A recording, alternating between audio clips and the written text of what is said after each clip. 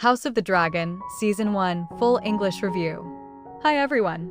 Today we're diving deep into House of the Dragon Season 1 to find out whether it truly lives up to the legacy of Game of Thrones, whether it might even be better, what makes its biggest moments so unforgettable, and how successfully it delivers its political storytelling. This is going to be a detailed review because there's so much to discuss, so don't forget to leave a like, subscribe to the channel, and let's get started. The story takes place nearly 200 years before the events of Game of Thrones, during the reign of the peaceful Targaryen king, King Viserys I Targaryen. Since Viserys has no surviving male heir, he names his only daughter, Princess Rhaenyra Targaryen, as the future ruler of the Seven Kingdoms. However, Westeros has never accepted a woman as ruler, and many powerful lords strongly oppose the king's decision. The situation becomes even more complicated after Viserys marries Alicent Hightower, the daughter of Otto Hightower, the Hand of the King. Alicent was once Rhaenyra's closest childhood friend, but after she gives birth to a son, Aegon Targaryen, the entire political landscape changes. Their friendship slowly turns into a bitter rivalry as both women fight to secure the future of their children. Eventually, House Targaryen splits into two powerful factions, the Blacks, led by Rhaenyra, and the Greens, led by Alicent and her supporters. Their struggle for the Iron Throne eventually becomes the legendary civil war known as the Dance of the Dragons, and Season 1 brilliantly lays the foundation for that devastating conflict. Just like Game of Thrones, one of the greatest strengths of House of the Dragon is its morally complex characters. There are no purely good heroes or completely evil villains. Every major character has understandable motivations, making the political conflicts feel believable and emotionally powerful. King Viserys I Targaryen, portrayed by Paddy Considine, is undoubtedly the emotional heart of Season 1. He delivers one of the finest performances in the entire franchise, portraying a kind, compassionate king desperately trying to keep his family united despite the growing divisions around him. His heartbreaking walk toward the Iron Throne in Episode 8, despite being physically weak and seriously ill, followed by his emotional family dinner speech, stands as one of the greatest scenes in modern television. Even George R.R. Martin praised Paddy Considine's version of Viserys, saying it surpassed the character from the original book.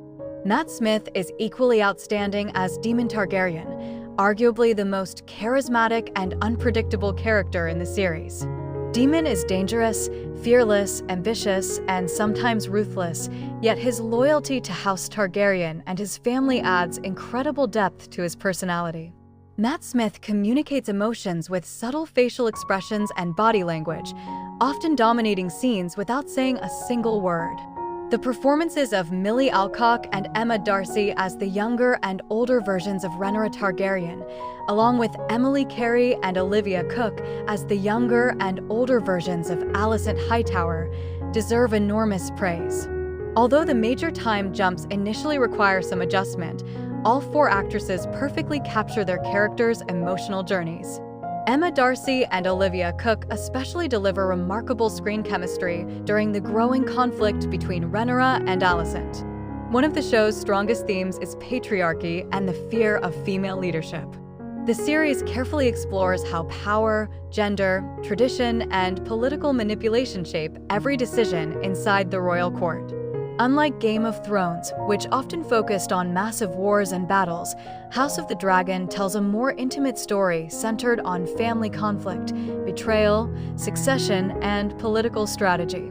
The dialogue, court intrigue, and emotional tension often feel like a grand Shakespearean tragedy brought to life. Of course, no discussion about House of the Dragon would be complete without talking about the dragons themselves. While Game of Thrones featured Daenerys' 3 dragons, House of the Dragon Season 1 introduces more than 10 unique dragons, each with its own appearance, personality, and relationship with its rider. The ancient dragon Bagger is absolutely breathtaking, with outstanding CGI and visual effects that make every appearance unforgettable.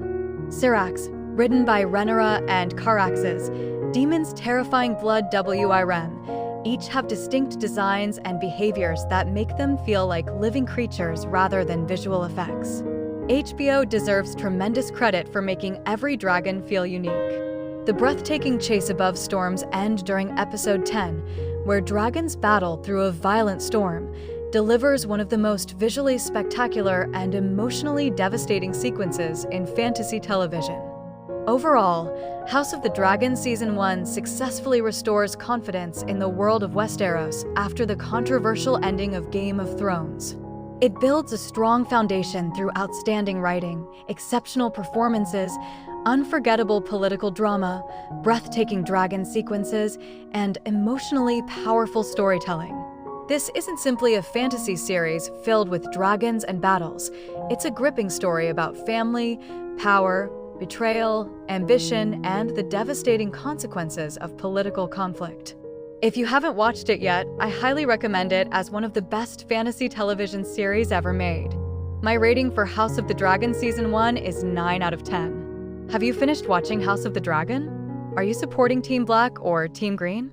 And which dragon is your favorite? Let me know your thoughts in the comments below. If you enjoyed this review, don't forget to leave a like, share this video with your fellow Game of Thrones fans, and subscribe for more movie and TV series reviews. See you in the next review and stay safe.